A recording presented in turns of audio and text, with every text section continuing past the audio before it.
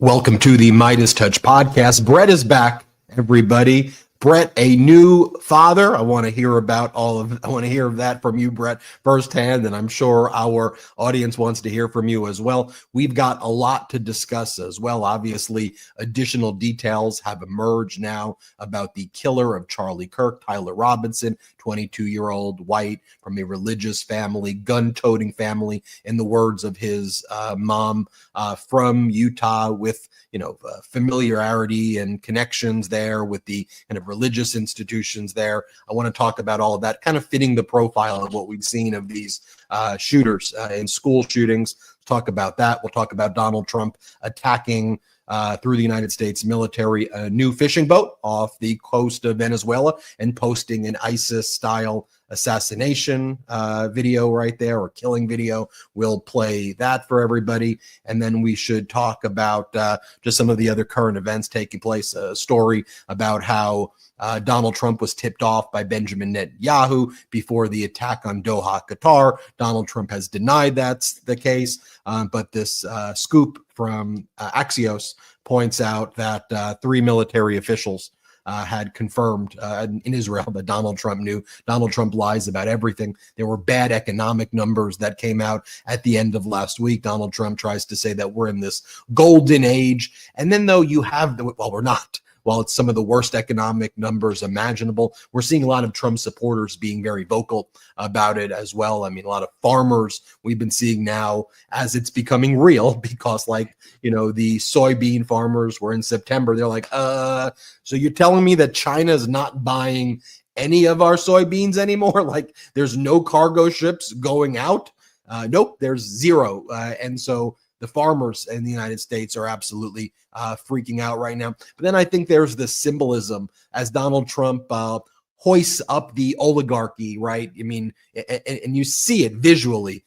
The ballroom that Trump's building in the White House. I don't know why nobody's challenged that with a lawsuit. That should be instantly challenged, but it's going to be even bigger. 40% bigger, or bigger guest capacity than previously advertised. Who's paying for this? Why do we want a gold ballroom right now, as most Americans are living paycheck to paycheck and really can't afford their groceries right now, and can't afford their rent, or can't afford their mortgages? You have Donald Trump ripping to shreds the Rose Garden, turning it into Club Rose Garden, which is a elite club for the cabal.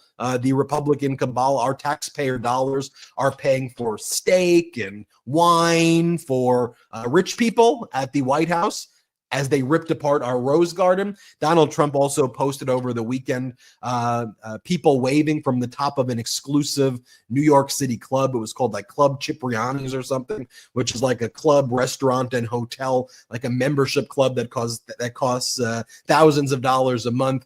And then, like, if you want to get a hotel room, it's like $9,000 for 3 days. Like, hello, everybody from Club Cipriani. I'm sure that appeals to the American people at this particular moment right now. So, Brett, great to see you. We have a lot of issues to get into, but I know we got to talk about Brett being Papa Brett right now. Yeah, it's great to be back, everybody. I picked quite the week to go away, huh? First, I want to thank Ben and Jordy and the incredible team for holding it all down while I was away. And of course, I got to thank you all for your kind messages. For those who don't know, my wife and I welcomed our first child into the world, not this past Friday, but the Friday before. It's a boy. His name is Milo. He's the most amazing thing to ever come into my life. My heart is full in ways that words will not be able to capture. And as I sat in the hospital and I spent those first few days at home with this incredible little guy, I tried to take a step back from the world and the news, but as you all know, sometimes the news follows you. And I watched that heinous shooting of Charlie Kirk and the reaction that's followed.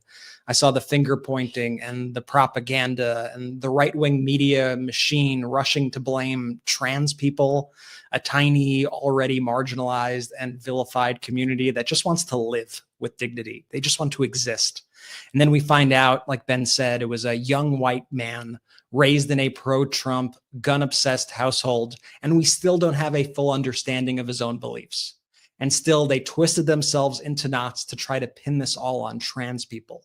And even when the facts in their own story that they are now pushing would mean that a trans person actually helped authorities in the aftermath. They continue to scapegoat trans people. This wasn't the act of trans people. It doesn't represent Democrats or leftists or conservatives or Trump supporters. It's not because he went to one semester of college in 2021. This was the act of one killer.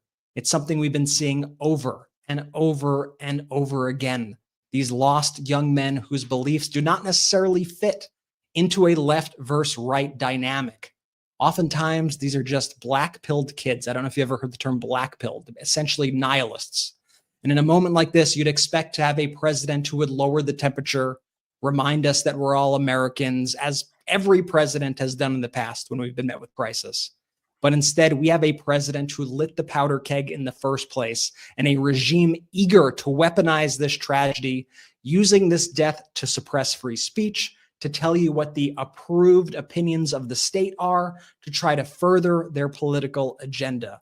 And while the killing was horrific beyond words, I know we've talked about this and condemned it in the strongest possible terms here at Meidas, the rush to celebrate such a divisive person, I think, has been a complete betrayal to so many, as we see flags being forced to fly at half-staff, sports teams rushing to sanctify the guy, glossing over the real harm that he caused with his toxic rhetoric, comments he's made about Black Americans, the hatred he's directed towards Martin Luther King Jr. and the civil rights movement, his comments about LGBTQ people, the way he wrote off kids being killed in schools as a welcome trade-off to block gun control, his own calls for executing political leaders like Joe Biden. Everyone seemed to brush aside 9/11 remembrances. They ignored schools being shot up on an almost daily basis to honor somebody who caused really great harm. And meanwhile, you see Trump now and his propagandists working overtime to downplay political violence directed at Democrats. They're trying to rewrite recent tragedies like the killing of the Hortmans, saying that it was done by a liberal, a secret liberal. That's like their new line that they're using, or pretending like they don't even know these people existed. You see Trump and Stephen Miller calling for purges of Democrats from society, J.D. Vance calling the left lunatics who are behind all the violence in our country. Elon Musk says he's changing his AI Grok because it's giving the facts that most acts of violence are committed by right-wingers. And he says that's cringe and woke. Yeah, I don't think it's the facts that are the problem here. And just today, the last Black Washington Post editorial columnist was fired for simply posting a Charlie Kirk quote. What does it say that when you quote the guy verbatim, his followers get angry and corporations fire you? I think these teams that are honoring this individual should be forced to play a montage of clips of him in his own words so that people could see exactly what they are celebrating. Yes, the shooting was sickening, as we've said, but this response has been really ominous. And we're seeing all this as the world and the country burns. As I mentioned, we have kids being massacred in schools.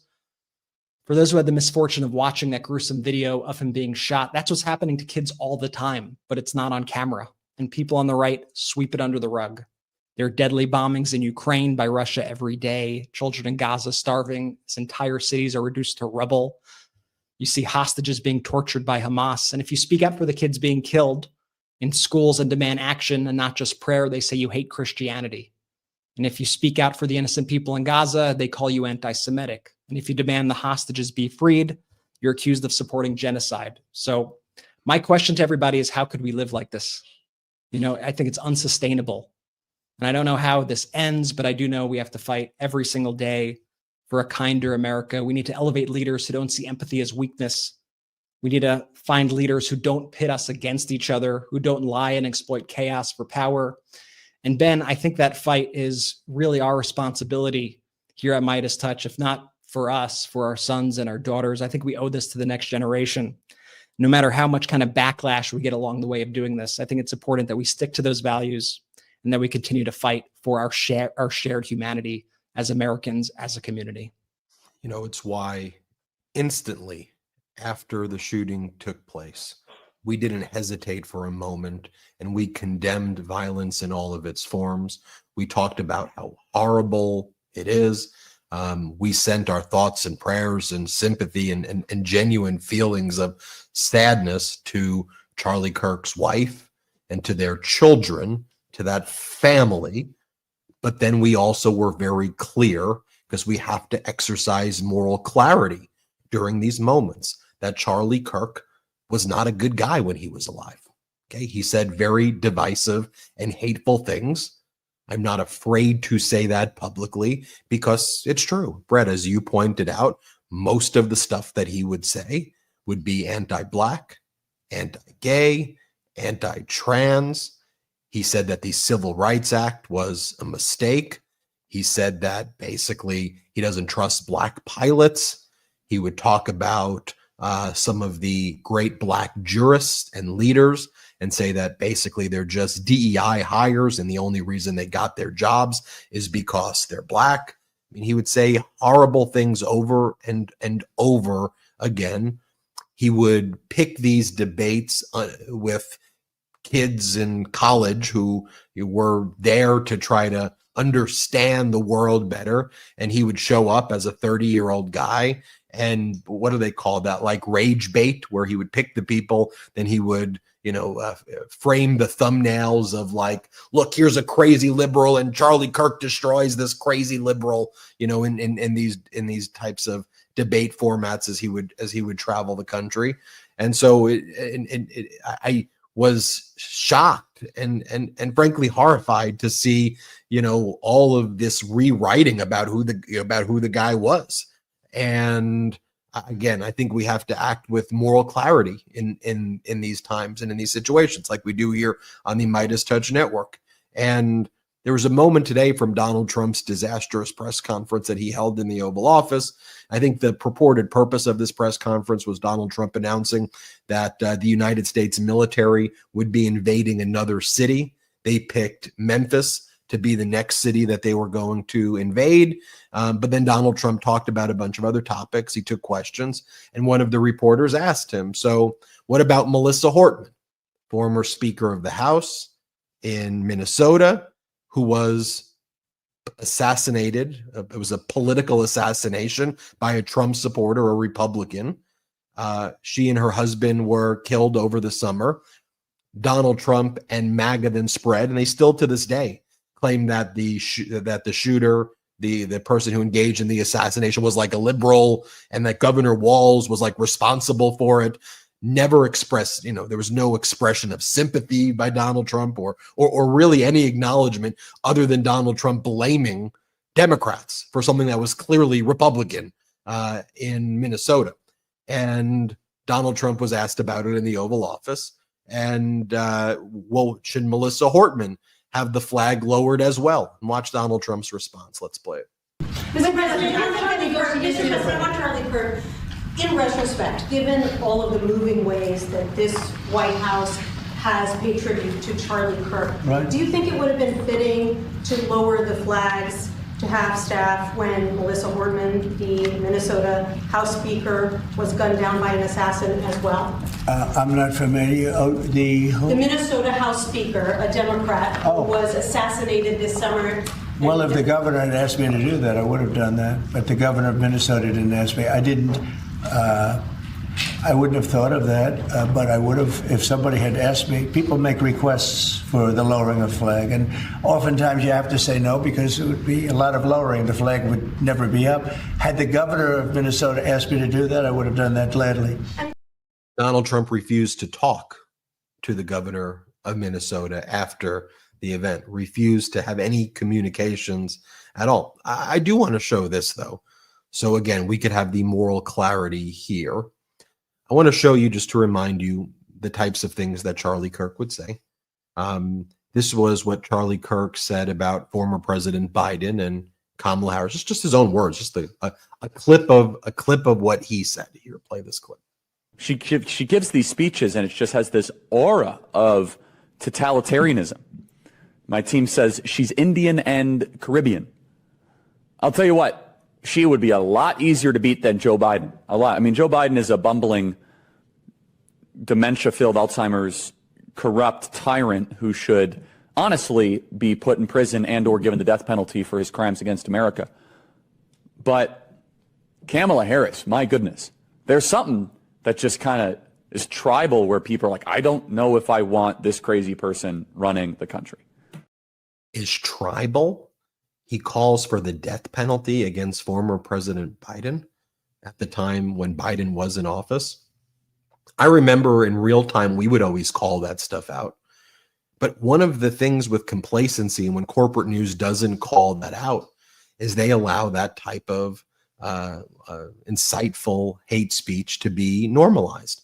And by the way, what they allow to, Ben, it was something I want to bring up, and I know you talked about this on previous episodes when I was gone, is the conflation by the media of random person on the internet with major leader in the Republican Party. So what I'm trying to say here is that, after they ran with this narrative, and look at all these Democrats who are celebrating what happened to Charlie Kirk.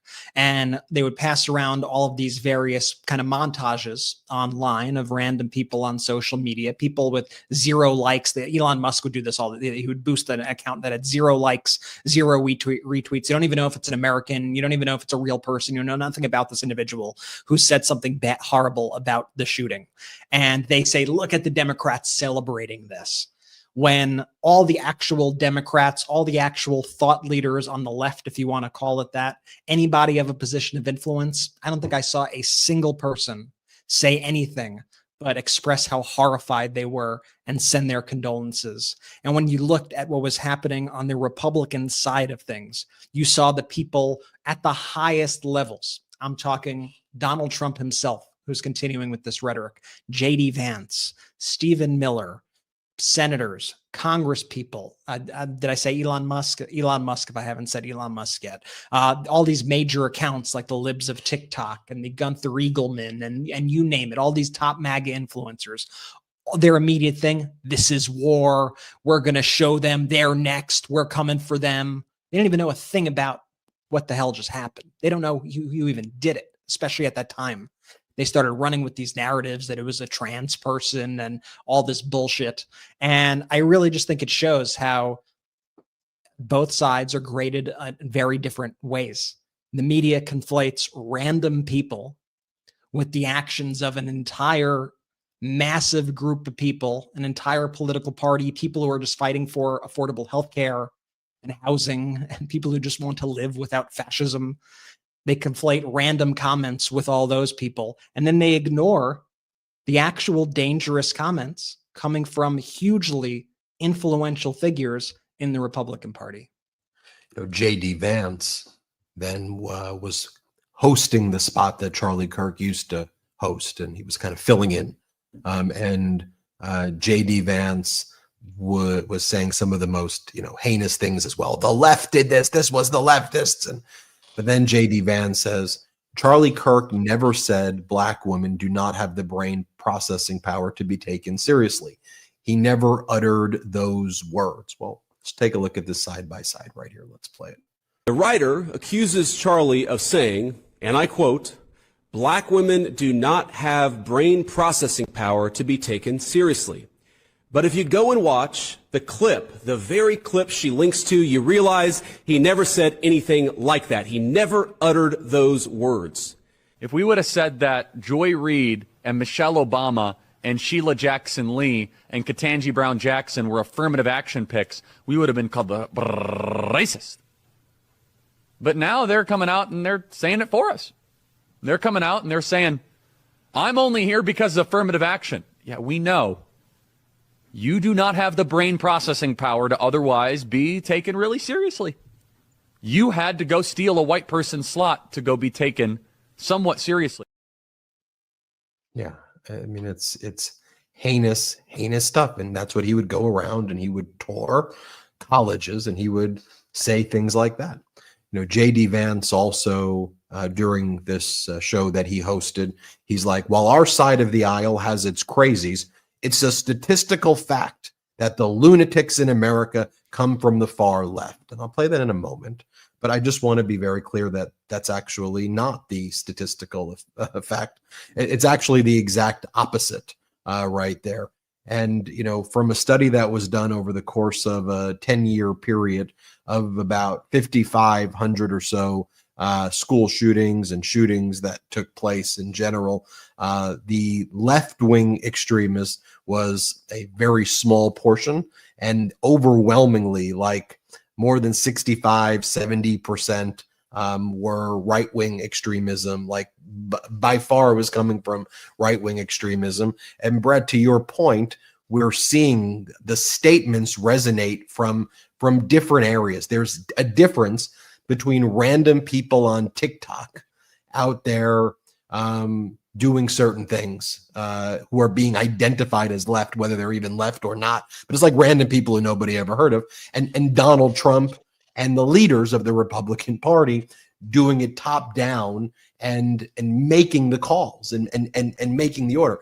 Here's what J.D. Vance said on that show. Let's play that. Then I want to show you what Donald Trump's been saying during the whole campaign. He would say this over and over again about Nancy Pelosi's husband, Paul, who was targeted in an attempted murder by like a MAGA extremist. But here's what J.D. Vance says. Let's play it. And while our side of the aisle certainly has its crazies, it is a statistical fact that most of the lunatics in American politics today are proud members of the far left. Just completely false and irresponsible. It's really evil and irresponsible. Evil, irresponsible. You're the vice president of the United States. You're not, no, by the way, that rhetoric, even if it would be protected by free speech, I would certainly want to call it out. But you're not some rando TikTok troll. Like you're the VP. You're the vice president. You work in the White House. Like that should mean something. And we all know Donald Trump's divisive Oval Office speech where he's blamed the left, and Donald Trump's continues to do that. But just a reminder, this is the type of stuff that Donald Trump would say over and over again on the campaign trail. Here he is talking about Nancy Pelosi's husband, who at that time was recently the target of an attempted murder. Someone broke into the house, a Republican MAGA extremist guy, based on all the anti-Pelosi rhetoric that Trump and MAGA spewed, went in there with a hammer and tried to kill Paul Pelosi. Here, play this clip. We had no terror during my administration. The only terror we had was Nancy Pelosi, who's a crazed lunatic. She's a lunatic. She is a crazed lunatic. What the hell was going on with her husband? Let's not ask. Let's not ask. I'll withdraw that statement. By the way, she's got a wall around her house. Obviously, in that case, it didn't work very well, did it? It didn't work. He's making jokes about it. He's making jokes about the attempted murder, thereby encouraging more of it. He was also spreading a right-wing deranged conspiracy that Paul Pelosi was having a homosexual relationship with the guy who showed up to try to kill him.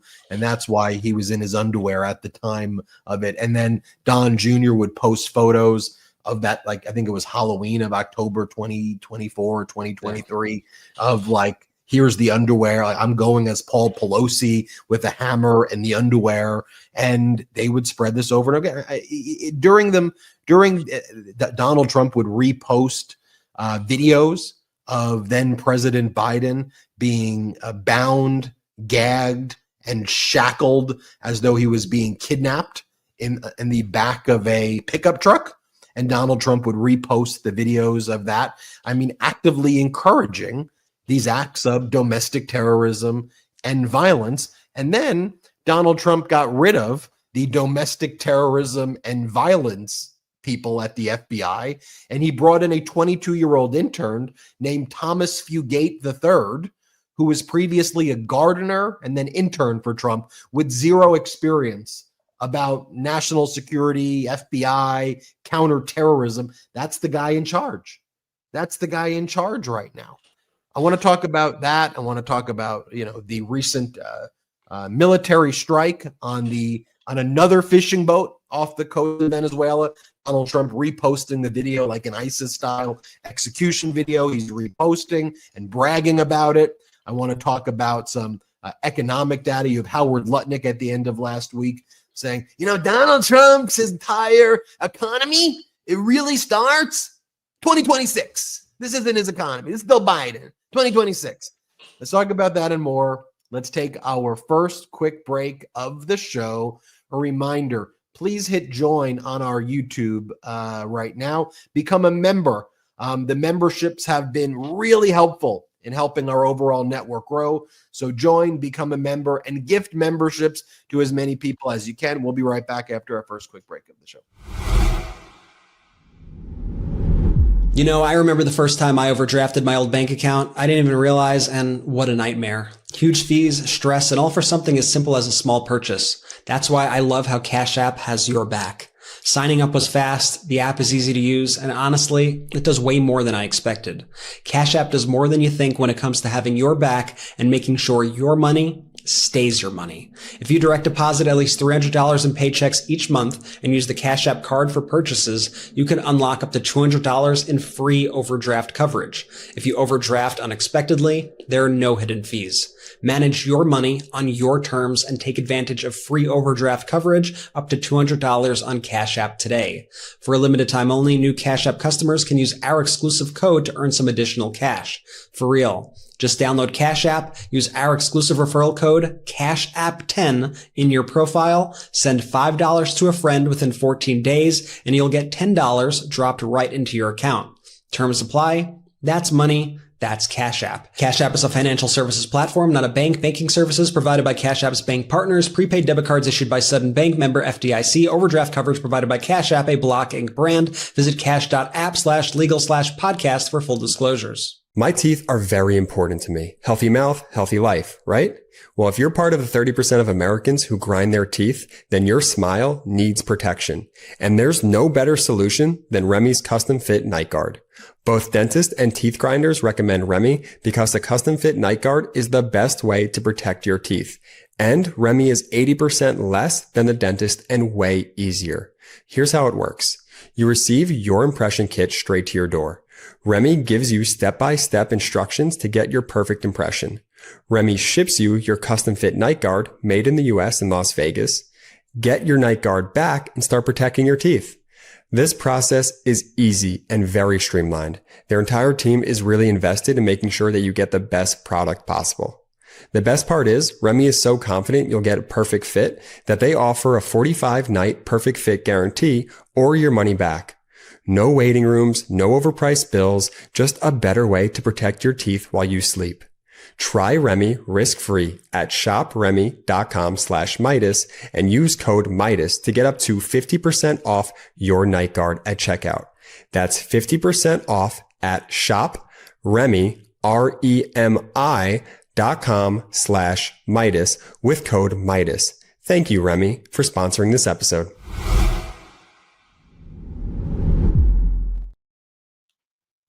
Welcome back. Welcome back. Jordy is on Papa duty. I paused there briefly because that's usually where Jordy says thank you to our sponsors and give them a support by clicking on the links in the description with the discount codes in the description below. Don't you worry, Jordy will be joining us on Thursday. We're all dads now, Ben. That's great. What a crazy development, huh? I know. So it is, but it is a beautiful, lovely development amidst all of this chaos. It's something that brings me joy. And the fact that this MeidasTouch community is growing brings me a lot of joy as well. Knowing that this is a community ultimately that spreads empathy and spreads joy. And you just think about other things that Charlie Kirk had previously said, and it mimics what Elon Musk said, that empathy is bad. We shouldn't, empathy is weakness. I don't feel any empathy. Like they would say things like that over and over again. Like it was an attack on things that were just, to me, at the end of the day, who says I hate empathy? It's one of the most important things that you can show as a human being: empathy, love, joy, trying to bring human connections, with each other. I just unfathomable to watch somebody like an Elon Musk, who the second this happens, he's like one of the first people to tweet. I remember he was one of the first people to spread the bullshit about Pelosi, also spreading the gay rumor that they did to deflect from the actual heinous act then. And this time again, Elon Musk was like the first person to tweet out, "The left hates us. We need to attack or we will be killed." Like, how irresponsible when you are the biggest account on a platform that you own, as powerful as Twitter or X or whatever we're calling it. And that's your first instinct. So you have real power and real influence, and you could use it to do literally anything at that moment in time. You could use it to calm people down. You could use it to encourage people to look for the best in each other. And instead you use it to inflame. You use it to try to start a civil war, essentially. It's just such a disgrace. It's just such a disgrace from everybody in the top right now. part of the American experiment and really emerging from the Enlightenment and the enlightened thinkers of the 17th and 18th century was this creation of order, creation of compromise, creation of democracy and fostering it, because there was a history of chaos and a history of kings and arbitrary, capricious, and reckless authoritarians. And it's just interesting, right, that 17th, 18th century, the revolutionaries, if you will, were trying to create a stabilized order.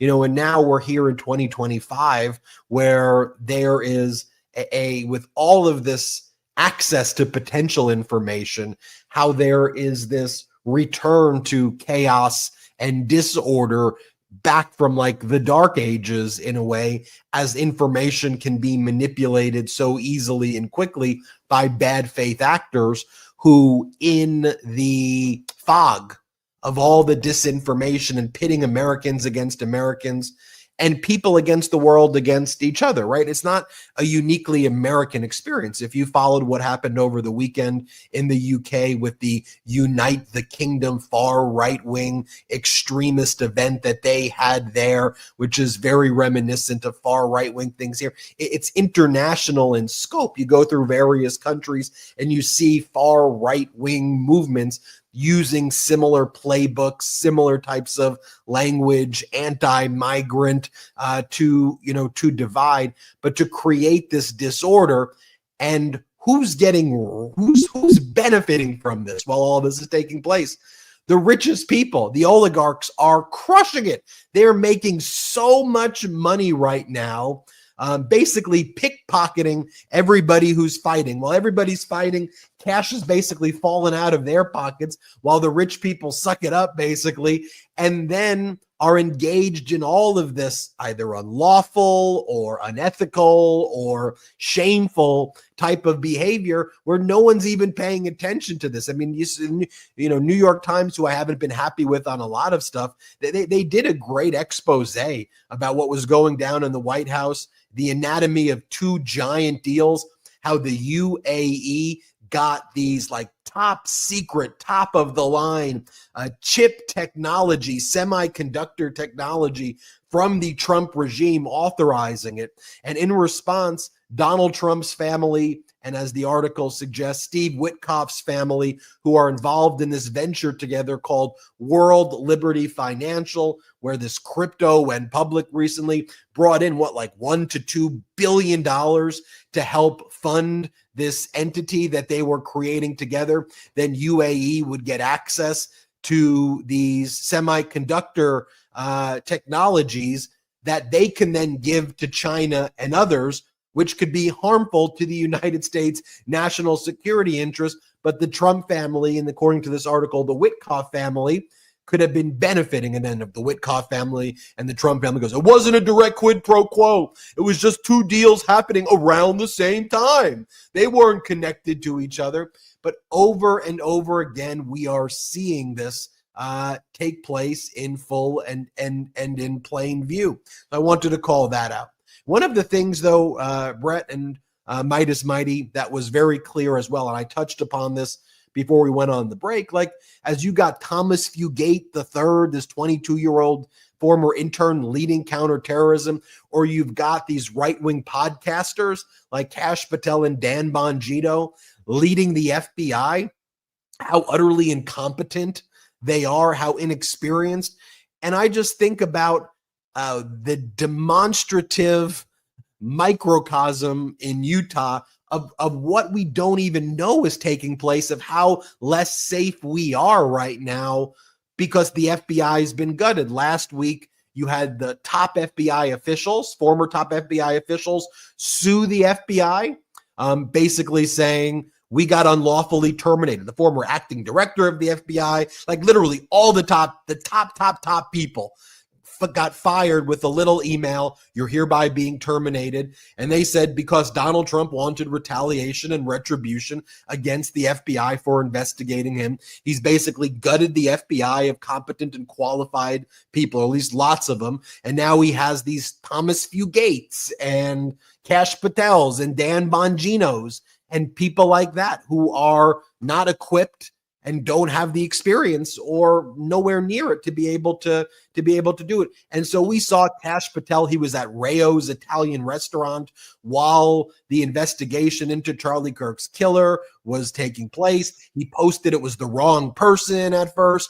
Then he went there and then he claimed credit for it, even though we know the FBI had nothing to do with it. Then he gave this weird speech like, "Charlie Kirk, brother, I'll see you in Valhalla, brother. I'll see you in Valhalla, brother." People what in the hell is this? And then though but Trump likes having an inexperienced stooge at the FBI, Brett. And also Charlie Kirk knows where the bodies are buried as it relates to the Epstein file at this point, because Kash Patel. As a result of it all. Yeah, and one of the things we also learned from that lawsuit that you referenced of those former FBI agents, it confirmed one of our biggest suspicions that we've been speaking about on this show about this regime. It's that they are so hyper obsessed with what people are saying on social media, specifically Twitter. What people say on Twitter, what people on Twitter are craving, that's what they want to feed. That's what they want to push. And so when you get into scenarios like this, especially investigations that are politically charged in this nature, one of the things now that I think we all have to worry about is what fake information is coming from the FBI. What are they trying to leak out there? What are they trying to push to satiate their followers who cannot get enough of the conspiracy theories, who just want to find individuals to blame, groups to blame? And we are seeing the results of that.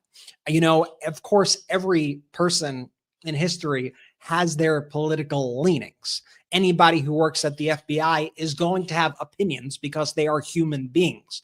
But you don't put people in the FBI like Kash Patel or Dan Bongino, who are just straight up propagandists, podcasters, essentially MAGA influencers who are there not to find the truth, but are there to set a narrative. They are all about narrative building. So once the narrative started to get away from them, once we started learning the truth about who this individual was, who his family is, what his background is, that he acted, solo, it seems, in doing this, they had to try to redirect the attention because they were getting a lot of heat. And so now you have all these other stories which were not getting really substantiated by any hard data. And we see Kash Patel continuing to use social media, not as if he's the director of the FBI, spreading tangible facts, making actual announcements from the government, backed up with documentation, but instead you see them working their web of propaganda media to push these other narratives, like Kash Patel screenshotting a Fox News article, essentially blaming transgender people, screenshotting that and posting a screenshot of the headline that says sources are telling Fox this.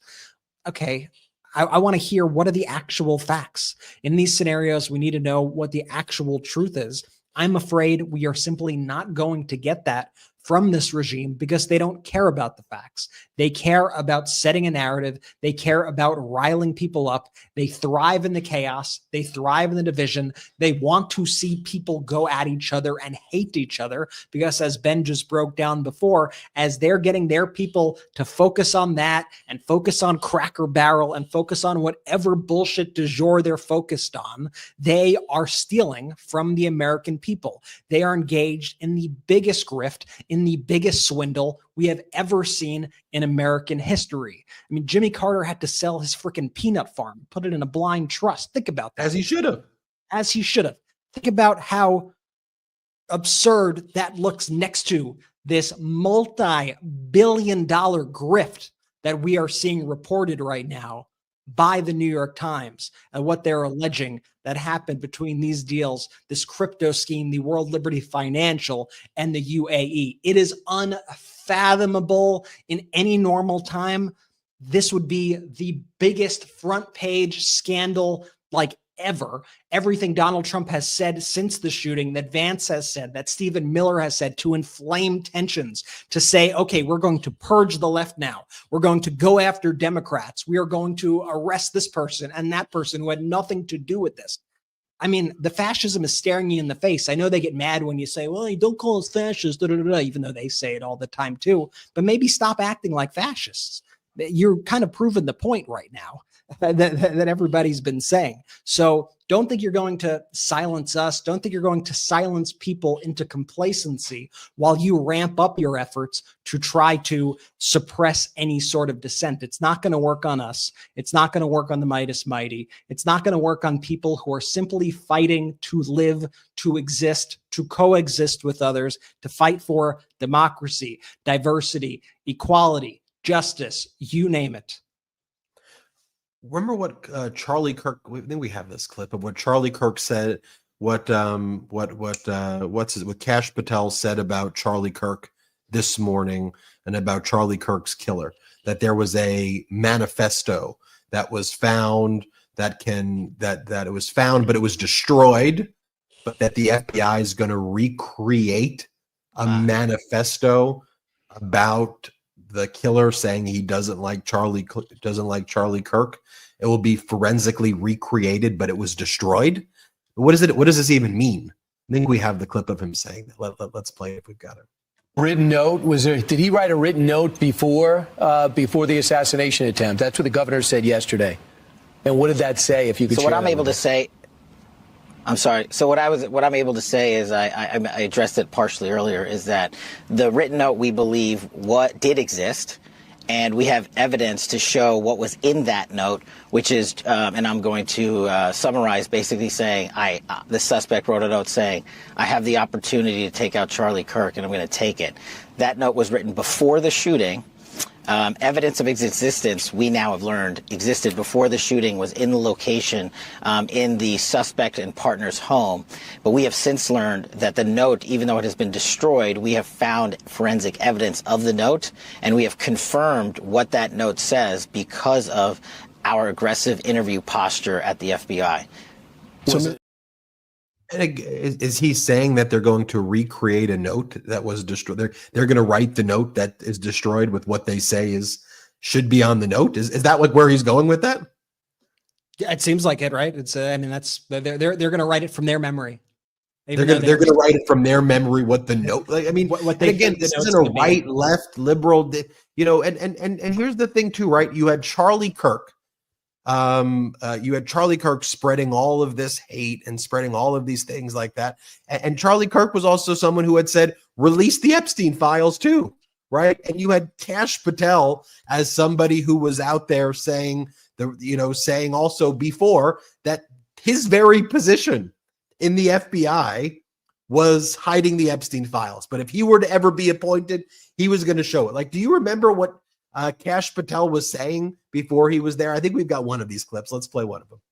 You know, it's the same thing with Epstein's list. It's like, what the hell are these Republicans doing? Oh, I saw you give out the list. I saw you make news this morning about that. I got to get to that. Yeah. You say that the FBI has Epstein's list. They're sitting on it. That doesn't seem like something you should do. You're protecting the world's foremost predator. That seems like an evil thing to do, regardless of who may be embarrassed in the release of that list. Why is the FBI protecting the greatest pederast, the largest scale pederast in human history?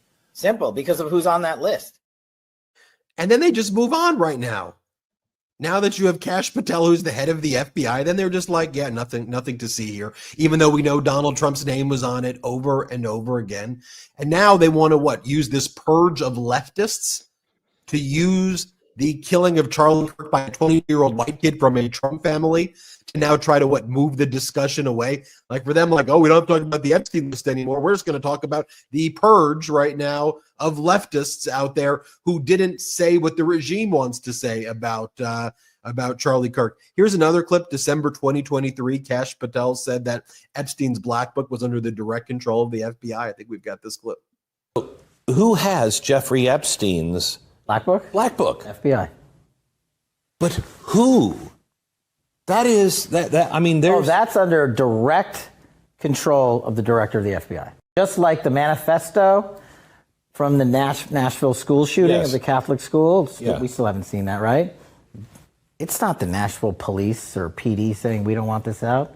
The FBI airmailed into that operation and said this is not getting out.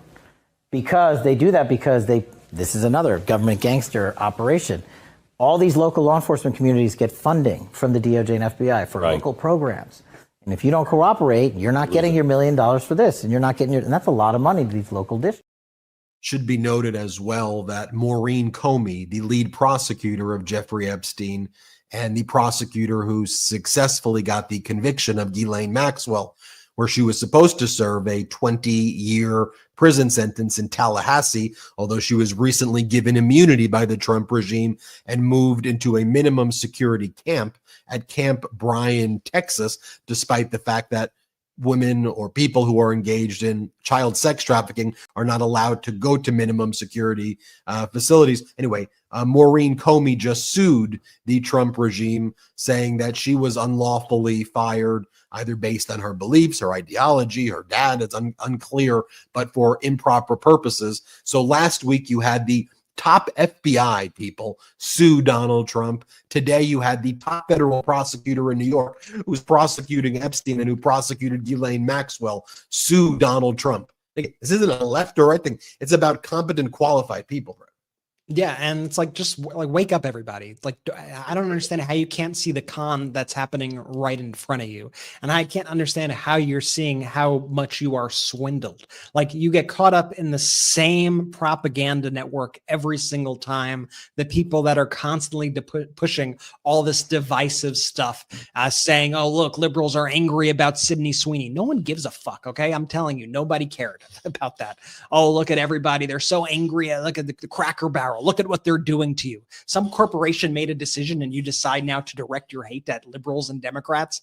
Stop falling for the con as these billionaires are bleeding you dry every single day. As they distract you, they are picking your pockets and you are thanking them for it every single day. And we should have, at least at minimum, leaders who are able to get up there and are able to lower the temperature, leaders who are able to call out actual bad things that are happening and not villainize a large chunk of Americans, not try to use the action of one individual who you know nothing about to try to smear and silence and crush an entire other group of people who are just trying to exist in this country. What we're seeing right now, it's so obvious. They're following the Nazi playbook. They really are. Every day right now. It's like they're looking at what happened then and how can we consolidate power? What did they do after the Reichstag fire? How could we make this that moment? They even referred to that themselves. People online were referring to that themselves on the right. I don't know what that means about what they're calling themselves, but I'll let them figure that out. But that's the moment we're in right now. And while we have free speech, while we have the right to speak out, we are going to speak out. And we're not going to villainize our fellow Americans here. We're not going to blame the acts of one on an entire group of people. But we're going to call out this bad behavior coming from those in power, coming from people like J.D. Vance, coming from people like Stephen Miller and Donald Trump and Elon Musk, because it is incredibly dangerous rhetoric that's happening. Let's take our last quick break of the show. When we come back, we're going to talk about Donald Trump's announcement that another small fishing boat was eviscerated by the United States military off the coast of Venezuela, more than 1,500 to 2,000 miles away from Florida, from the United States. Then Donald Trump said, "Look, there was white all over the ground, so clearly that was the cocaine." Like what?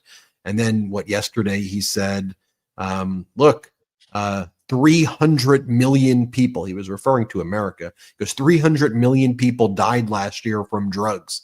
Even if he wasn't referring to America and he was referring to the world, 300 million people didn't die of drugs last year. I think, or even if he wasn't referring to 300 million, but 300,000, he's still overshooting it by a whole lot. Like, no matter what way you slice it, it's just a lie. And we'll talk about all this in more detail, but that's the issue that I've been saying nonstop on the show, that we've been saying. It's when you lie about those things, when it comes to actually issues that are incredibly important, right? When you're lying about they eat dogs, they eat the cats, right? When you lie about Biden's response and say he didn't do anything and FEMA's not doing shit for you. And then Donald Trump, of course, ends up like shutting down FEMA and doing all the things that he's doing. But when you tell these lies day in and day out, and then there is a crisis that happens, you need to have that trust with the federal government. You need to be able to trust what's coming out, the information that they're telling you. And they've made it impossible. I'm sorry. They've made it impossible to trust anything that's coming from any of these branches of government that have all been compromised. They made it impossible to trust official stories relating to military attacks, as Donald Trump uses the military as his execution squad. If anything he doesn't like, he just bombs in the open sea. Like, this is okay now, as long as he says, oh yeah, there was drugs on that boat. We're supposed to just trust this guy. We're going to get into this. We got a lot more to discuss on this episode of the MeidasTouch Podcast. Once again, it's great being back with everybody here. We're going to take this quick break. Remember, you could support our sponsors at the link in the links in the description. Remember to follow us on Substack, MeidasPlus.com. Ron Filipkowski writes some of the best, and when I say some of the best, I mean the single best daily political bulletins, so you can catch up on all the news. If we miss a story here, I know Ron always catches it. Check it out. Our Substack, MeidasPlus.com. Join us on Patreon. We're going to be doing a video chat with you all very soon. Patreon.com/MeidasTouch. Join as a member of this YouTube channel. These are all ways to support our independent reporting. We will be right back after this quick break. Don't you go anywhere. I'll be honest, when I first tried OneSkin, I wasn't sure what to expect, but now it's become one of those products I can't live without. What I like most is how easy it is to use. Just cleanse, pat dry, and apply twice a day. I've been using it twice on my face and neck, and the difference in how smooth and firm my skin feels has really surprised me. I thought it might be just another moisturizer, but the results speak for themselves. OneSkin is the world's first skin longevity company, targeting cellular aging to keep your skin and scalp looking and acting younger for longer. Their products like OS1 Face and OS1 Body use their patented OS1 peptide, the first ingredient proven to target the root cause of wrinkles and loss of elasticity. And customers rave about how their skin just keeps getting better and better over time. For a limited time, you can try OneSkin with 15% off using code Meidas at oneskin.co. That's 15% off oneskin.co with code Meidas. MEIDAS. After you purchase, they'll ask where you heard about them. Please support our show and tell them we sent you. Try OneSkin today. Your future self will thank you. I have to tell you about this game-changing product I use before a night with drinks. It's called Pre-Alcohol. ZBiotics Pre-Alcohol Probiotic Drink is the world's first genetically engineered probiotic. It was invented by PhD scientists to tackle rough mornings after drinking. Now here's how it works. When you drink, alcohol gets converted into a toxic byproduct in the gut. It's a buildup of this byproduct, not dehydration, that's to blame for rough days after drinking. Pre-alcohol produces an enzyme to break this byproduct down. Just remember to make pre-alcohol your first drink of the night. Drink responsibly and you'll feel your best tomorrow. Every time I have pre-alcohol before drinks, I notice a difference the next day. Even after a night out, I can confidently plan on having a great next day without worrying. So I first gave pre-alcohol a try when I was at a wedding over the summer. I drank it before my first cocktail, and you wouldn't believe how on top of my game I felt the very next morning. Now fall is right around the corner, so that means it's time to raise a glass to your favorite team. Whether you're tailgating, enjoying a college game day, or watching Sunday's action on that fancy new TV, don't forget ZBiotics Pre-Alcohol Probiotic Drink. Drink a pre-alcohol before drinking and enjoy great days after celebrating all season long. Go to zbiotics.com/Meidas to learn more and get 15% off your first order when you use Meidas at checkout. ZBiotics is backed with 100% money back guarantee. So if you're unsatisfied for any reason, they'll refund your money, no questions asked. Remember, head to zbiotics.com/Meidas homechef.com/Meidas and use the code Meidas at checkout for 15% off. With school starting again and schedules filling fast, preparing dinner for the family can feel really overwhelming. Home Chef simplifies mealtime with over 35 tasty meals and 18 delightful extras each week, including kid-friendly options your little ones will actually enjoy. Make dinner effortless, nutritious, and family approved no matter how busy the season gets. Home Chef delivers fresh ingredients and chef-designed recipes conveniently to your doorstep to simplify your cooking experience. Users of leading meal kits have rated Home Chef #1 in quality, convenience, value, taste, and recipe ease. Whether you prefer classic meal kits with pre-approved ingredients, quick 30-minute recipes, oven-ready options, microwave meals, or a dedicated family menu, Home Chef has everything you and your family need for hassle-free, delicious dinners. Home Chef has over 30 options a week and serves a variety of dietary needs. Plus, it's economical. Home Chef customers save an average of $86 per month on groceries. And when meal planning ends up on the back burner, check out Home Chef's new 5-ingredient meals that simplify prep with super easy recipe steps using just 5 fresh, pre-portioned ingredients. I love Home Chef's family meals. So convenient, so tasty. For a limited time, Home Chef is offering my listeners 50% off and free shipping for your first box plus free dessert for life. Go to homechef.com/Meidas. That's homechef.com/Meidas for 50% off your first box and free dessert for life. homechef.com/Meidas. Must be an active subscriber to receive free dessert. Welcome back. Thank you to the sponsors. We appreciate it. Discount codes are in the description below. Support our sponsors. They help support our show. I want to talk about 3 things right now. I want to talk about foreign policy, and I want to focus on Venezuela, the United States military continuing to blow up fishing boats and say that they're narco terrorists and that's why they're blowing up the fishing boats. Even if you assume they were narco terrorists with cocaine heading to the United States from the location where they're at, over 1,500 to 2,000 miles away, kind of very close to like Venezuela and Trinidad, as opposed to really being anywhere close to like Florida. Even if you assume that, just take those facts. The orders to kill would not be a lawful order, in my opinion, but more importantly, in the opinion of military authorities. It's just calling people terrorists and then saying, I'm going to kill you, and be judge, jury, and executioner. And you can imagine why. I mean, if you say Trende Aragua, which it is engaged in human trafficking, how do you know there's not someone on the boat that they were trafficking? How do you know that one of the drug traffickers didn't bring their son on the boat, or didn't bring their wife on the boat, or bring somebody else? And now the United States military is just killing a bunch of, just innocent people. And Donald Trump is posting ISIS-style videos. And I say ISIS-style videos because Trump's posting execution videos.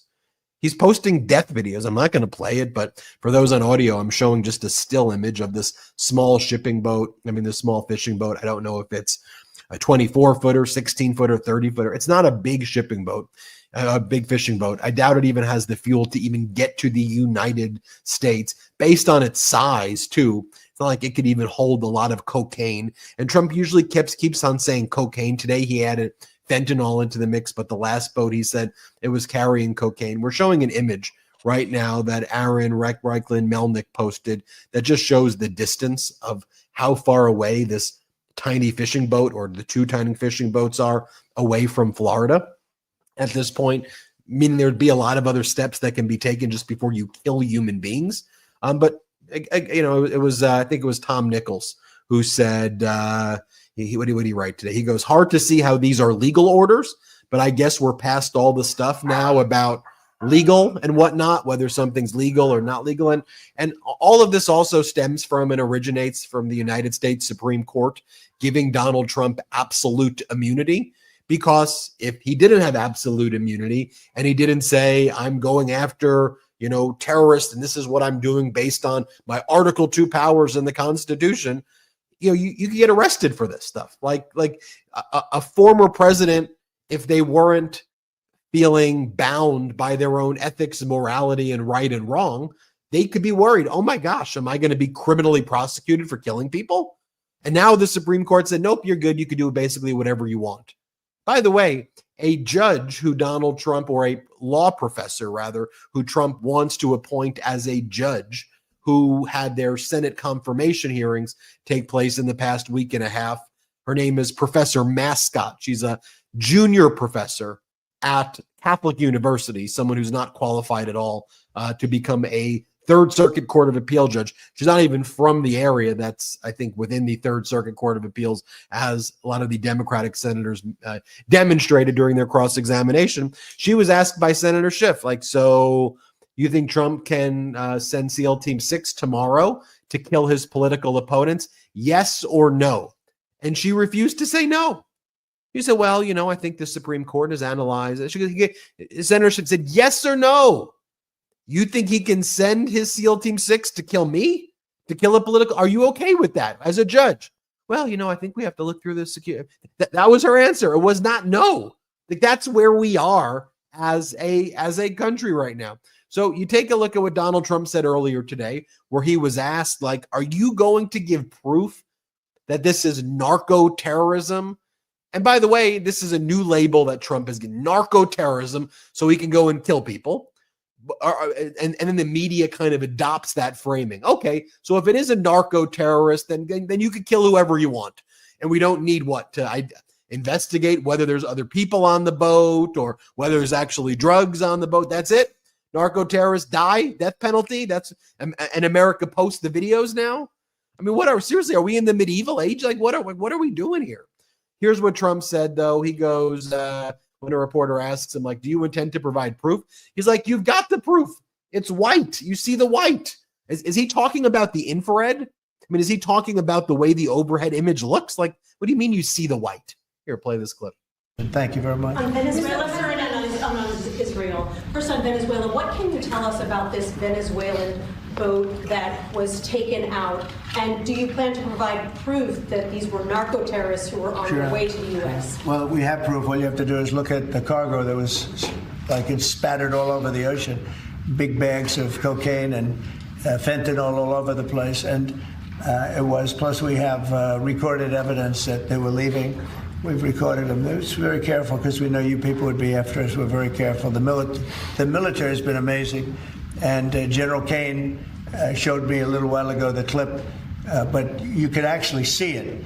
But you don't have to see it because we have recorded proof and evidence. We know what time they were leaving, when they were leaving, what they had, and all of the other things that you'd like to have. Okay, so why wouldn't you show that? Right? If you're going to do something, if you're going to take this step, why not immediately then have your generals show up, show the footage, show the drugs, explain, and then even afterwards articulate, even once you prove there was cocaine in there, prove that it was going to the United States, and then justify the death of human beings. Like you killed people. So I justify why you murdered them, why you killed them. And we could go through countless examples of Donald Trump claiming one thing and it's simply not being true. It's happened hundreds, if not thousands, if not hundreds of thousands of times. I mean, you could look to what he did when he was, sending people to El Salvador, to that horrific concentration camp in El Salvador. He sent remember he said the gay hairdresser who had zero gang affiliation, nothing, but he said he had gang tattoos, ended up being tattoos that said mom and dad. That was his proof. That was enough for Donald Trump to send somebody to a supermax El Salvadorian concentration camp. Abrego Garcia, remember how much he said that he had MS-13 tattooed on his knuckles, and he showed that photoshopped image that wrote MS-13 over his tattoos, and he insisted that, which just baffled me, that this was actually the argument that he was making, that the letters MS-13 that were clearly written in like Photoshop or MS Paint were proof that this guy was some sort of vicious gang member who deserved to be tortured, who deserved to be beaten, who deserved to be sent out of this country. And now we're supposed to trust the same regime as they're telling you, just trust us. Just trust us. Drugs, the druggies, they're bringing the drugs. And we're going to kill them. We're going to kill. We don't know who's on that boat. We know nothing about these people. We don't know if they're tourists. We literally know zero. You're just going off the word of Donald Trump, which is worth zero. It's worth nothing. And honestly, quite frankly, shame on the military for going along with these orders, which to me seem to be illegal orders that Donald Trump continues to push. And I think it bodes not great for the future of our country. And look, we should, of course, call out, condemn, figure out the best ways to stop drug dealers and drugs from entering the United States. We should have a multifaceted approach. We should figure out, I mean, if boats like that are if literally fishing boats with open tops are coming in to Florida and we're not able to stop those, the drug dealers aren't exactly using sophisticated tactics of moving cocaine at this point, because I believe the way they're doing it is actually through far more sophisticated means. They're using submarines, they're bringing it in through tunnels, and they're bringing it through other means. You think they're taking open fishing, small 16-foot to 25-foot fishing boats, open tops, holding the cocaine and waving it like it's a flag? It's unless like we're talking about some like cartoon, it just doesn't seem to me that those are the but we need to have comprehensive approaches to stop it. But that also doesn't mean that we're engaged in just like killing it. Like that's the plan. We just kill everybody. So that's what I wanted to talk about Venezuela. Now let's stick with foreign policy. I want to let me show you this clip next, then we'll talk about Russia and Russia sending drones into now Poland and into Romania and into and into Eastern Europe at this point, as Donald Trump shows complete and utter weakness. But you had Howard Lutnick, Donald Trump's commerce secretary, after we got all this horrible economic data with inflation surging, with jobs, jobless claims last week being one of the highest on record, as we see that there's far more people searching for jobs than there are jobs that exist. Really the first time that's happened since COVID, and before that, since the Great Recession. All of these indicators, it's like this is as bad as during the height of COVID, when Donald Trump was in office, or this was as bad as the height of the Great Recession, like when George W. Bush was in office, or right at the start when former President Obama had to fix the mess that George W. Bush was creating. So right now, what is Howard Lutnick saying, Donald Trump's commerce secretary? He's saying, look, and Trump's saying we have to wait till 2027 for the Trump economy to kick in. But Howard Lutnick says 2026. Let's watch Lutnick in his own words here. Play this clip. Inflation in August ticking up to 4.3%, the highest since 21. Manufacturing activity shrank in August, 6 months running. Unemployed workers exceeding job openings. If Biden had numbers like that, you'd be on Fox saying, what's going on? So the economy that Donald Trump owns starts at the end of this year. You can't get... Starts at the end of this year. Got it. So right now... Ben, let me remind you also wait, who is this? What's the name on this tweet that I'm about to show? Because we're always going to bring the receipts here. What did Howard Lutnick say, Ben, on July 30th, 2025, when he was happy with the GDP numbers that came out that month? Here's Howard Lutnick just a couple months ago. GDP just surged to 3%. The Trump economy has officially arrived. Biden is behind us. Look at the growth already accelerating. Historic investments. Congrats, America. We're just getting started. This is what Howard Lutnick wrote, July 30th, 2025. And like we've said, they think you're stupid. They think that they could just lie, that they could just make stuff up, and that they could get away with it. But that's why we continue to build this platform, to grow it, to spread the truth as they spread their propaganda. I've given this example before, and I'll give it again. It's like when I grew up and I used to play Nintendo as a kid.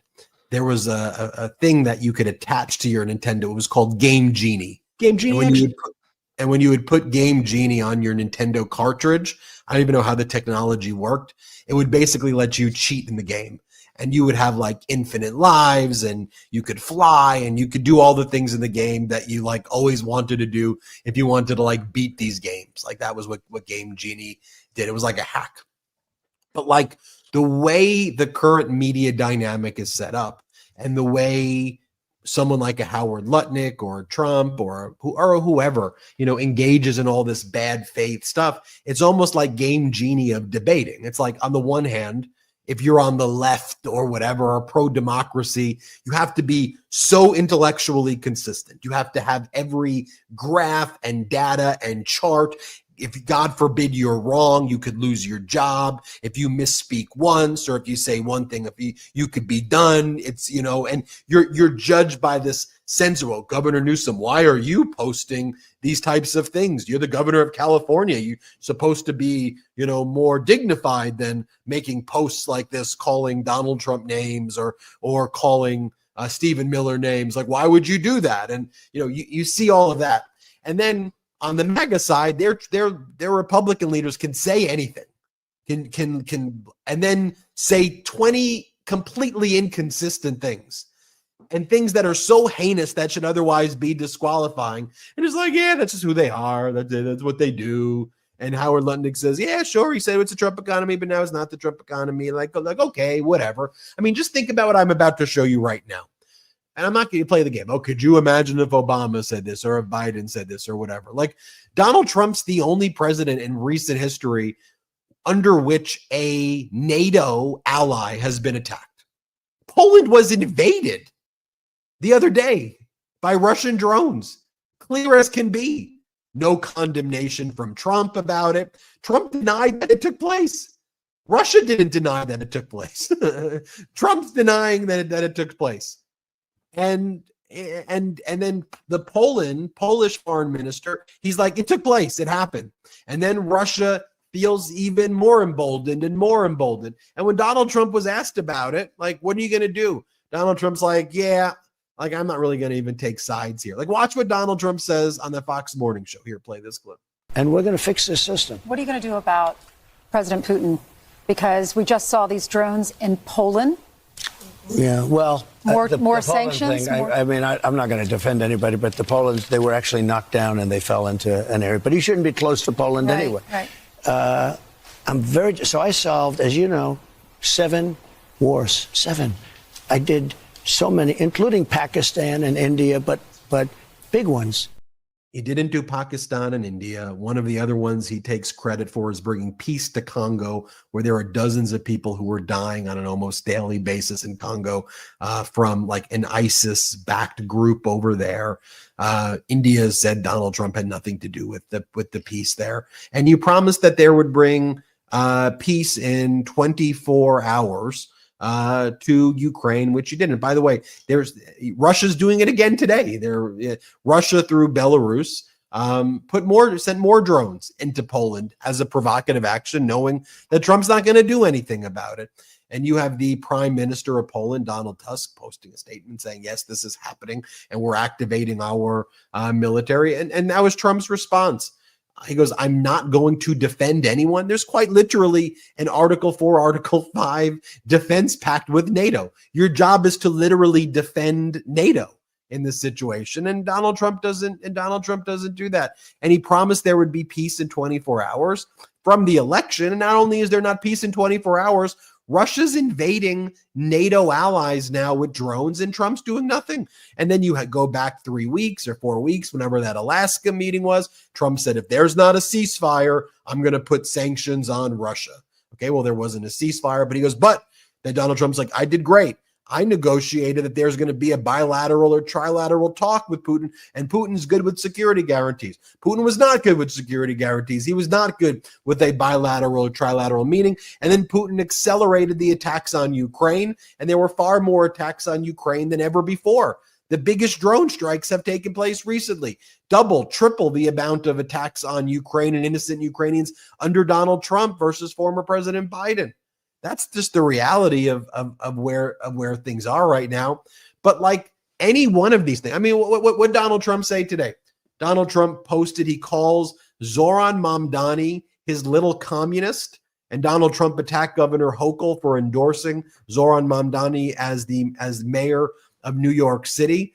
And then Donald Trump said that the federal government will not give New York City or New York money if they elect Mamdani. That's an impeachable offense. In my opinion, that's criminal right there. Will that even register and be a front page story? No. Will it even be a story in many newspapers or just maybe a passing reference? No, it won't be. But corporate news would write about former President Biden stutter all the time, front page every day, that saying that Biden had all these serious health issues, and that's why doctors were going into the White House, which was 100% false at the time. But it's a different game, Brett. It's a different set of rules. So I'll leave it at that. But I want I just want the truth to get out. And there's really nothing that I feel like I say in these episodes that's like, you're a leftist. That's so liberal of you. I just think I'm just saying, like, okay, let's be empathetic. Let's be normal. Here are the facts. I don't think America should just be killing people without like a real the strongest of strong justifications. Again, like, I don't think any of this stuff that I'm saying should be controversial. Yeah. And that's one thing that they've tried to do, is shift the kind of Overton window so much where you wanting normalcy, were you wanting just people to abide by the Constitution, abide by our laws, our norms, to restore some sort of dignity to our institutions, to be able to trust anything that comes out of these law enforcement agencies, to be able to have call for leaders who are going to turn down the temperature, not inflame divisions. These are all things that I think all of us should be fighting for.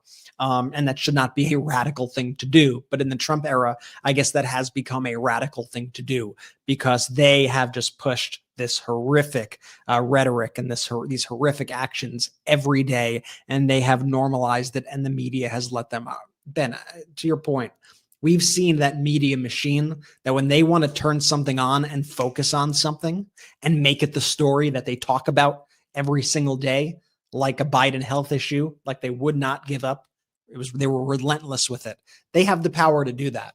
And I think that's one of the things that just upsets me so much when we see these just flagrant violations of the law every single day. And it maybe gets a little blurb, or maybe gets a little offhanded comment that kind of then both sides it with, but then again, aren't drug dealers bad? Without even like looking into what's actually going on here. And so, we've got a lot of challenges ahead of us here. And we see that this regime wants to silence anybody who is speaking the way we speak, anybody who is speaking against their actions. We see people like Marco Rubio, who once prided himself as an actual conservative. He viewed Trump back then. Remember, he called Trump a con man. What's he doing now? He's in on the con.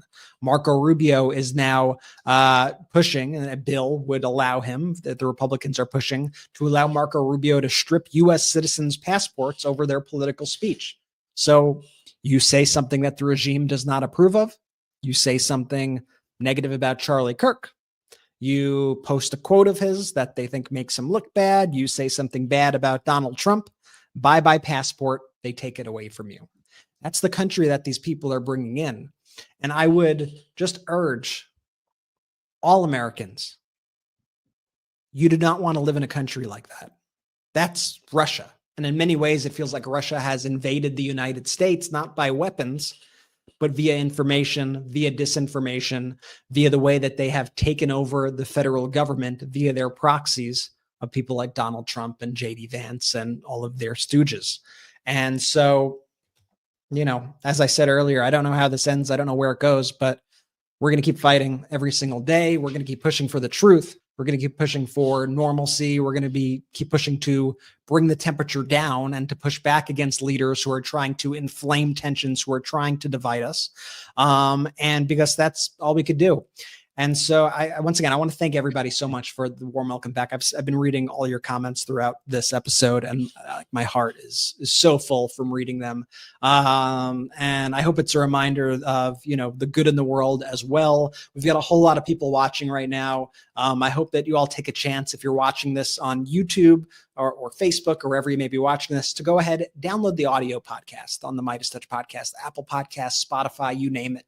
If you've already done that, leave a 5-star review. I think it's more important than ever that we're combating kind of the algorithms, this disinformation machine that the right has built up, and not combating it with lies and inflammatory rhetoric, but combating it with the truth, combating it with a steady voice, combating it with facts first. And I think in this moment in time, that is very revolutionary. And it's great to, be doing this with all of you.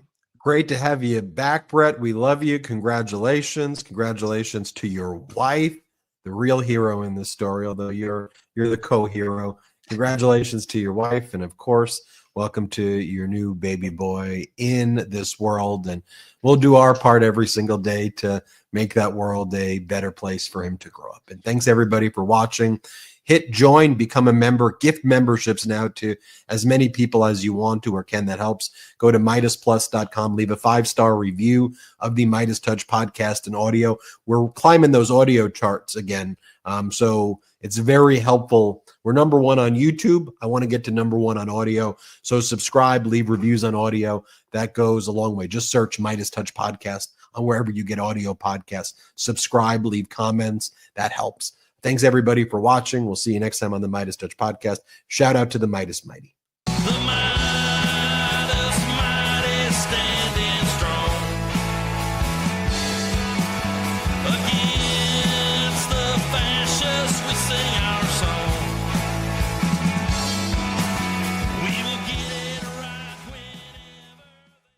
Want to stay plugged in? Become a subscriber to our Substack at MeidasPlus.com. You'll get daily recaps from Ron Filipkowski, ad-free episodes of our podcast, and more exclusive content only available at MeidasPlus.com.